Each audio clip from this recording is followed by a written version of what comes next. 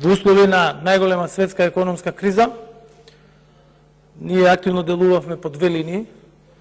Најпрво реков дека никој нема да биде оставен сам и изминатата година обезбедивме 2 пакети на антикризни мерки за заштита на најранливите категории на граѓаните и за заштита на ликвидноста на компаниите во износ од 760 милиони евра.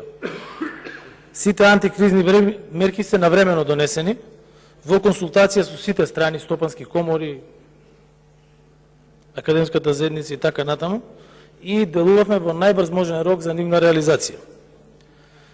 Пакетот антикризни мерки од 760 милиони евра беше оценет како најголем од сите земји во регионот и тоа од страна на Светската банка.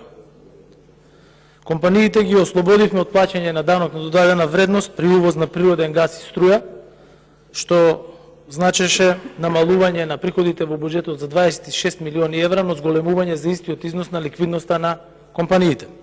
Исто така од април минатата година ја субвенционираме цената на струјата за 80% на реалната берзанска цена за сите 600.000 домаќинства во државата и за 72.000 компании. Донесовме мерки и за школите, и за компаниите што произведуваат основни прехранбени производи, со цел да спречиме понатамошен раст на цените и понатамошно намалување на цените во услови на зголемена инфлација. И веќе имаме намалување на цената на лебот, на млекото, на зејтинот во маркетите во државата. Да се навратам и наназад, уште кога почна растот на цената на струјата, се направија уште тогаш интервенции. Во декември 2021 година се замрзна цената на основните прехранбени производи за 3 месеци, заклучно со февруари 2022 година, и тоа пред војната во Украина.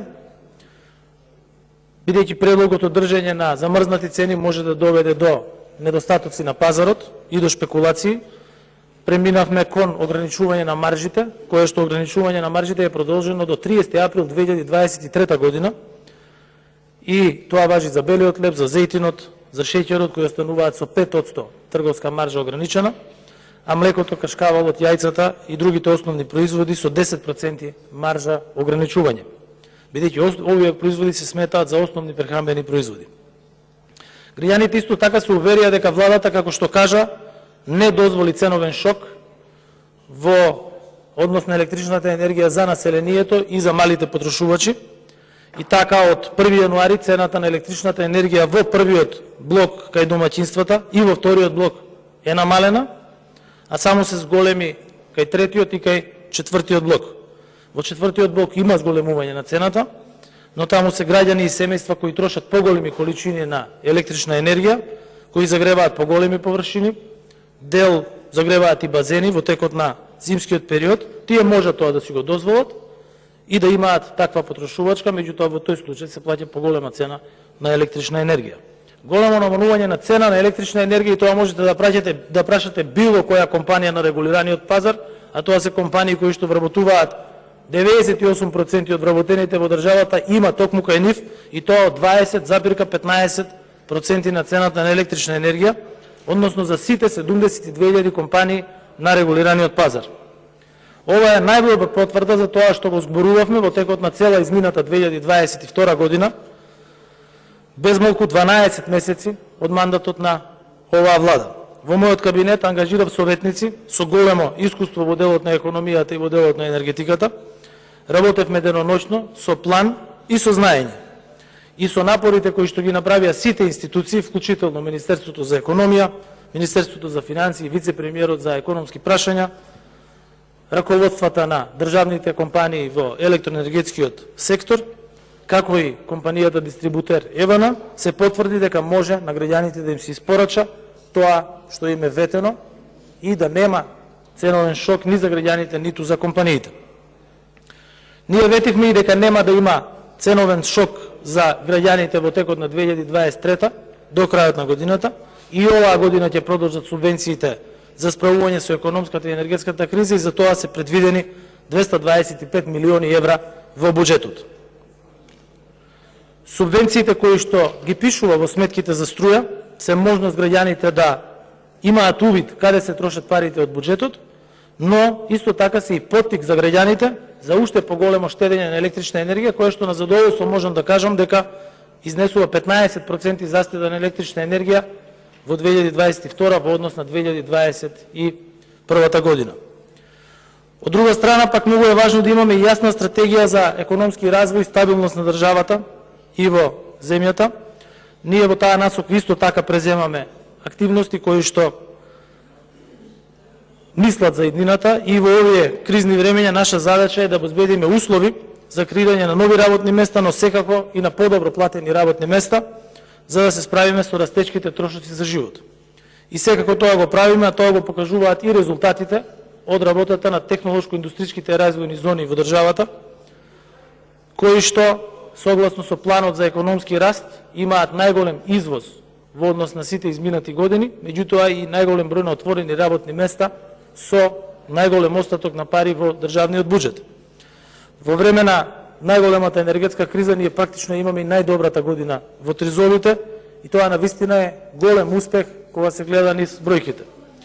2022 година ја завршивме со 2300 нови работни места, над 430 милиони евра нови инвестиции, а во октомври лани ја надминавме и на високата граница за извоз од милиарда евра, што беше од 3 милиарди евра, што беше претходно највисок износ постигнат во 2021 година.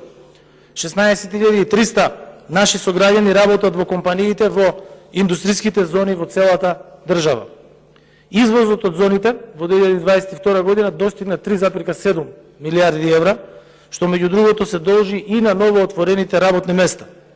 Првичните анализи покажуваат дека на секој 1 денар вложен од државата, компаниите вратиле 4 денари во буџетот. Тоа значи дека имаме инвестиции кои носат поголема додадена вредност и за државата и за граѓаните.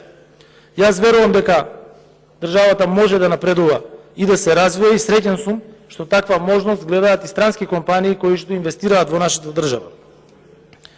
Трендот на повеќе странски компании кои што отвораат тука, видовте дека годината ја започнавме со нова инвестиција од 40 милиони евра во технолошко-индустриската развојна зона во Скопје, е можност за отворање на нови работни места. Компанијата Magna Mechatronics започна со подготовки за изградба на нова фабрика која што ќе вработи 600 луѓе со 40 милиони евра и сето тоа влие врз растот и на просечната плата во државата која што надмина 33.000 денари за прв пат во нашата историја. Оваа влада го знае вистинскиот пат за економски раст и развој на домашната економија. Покрај успешните резултати во технолошко-индустриските развојни зони, во 2022 година беа исплатени рекордни 23 милиони евра кон 140 компании по Законот за финансиска подршка на инвестициите.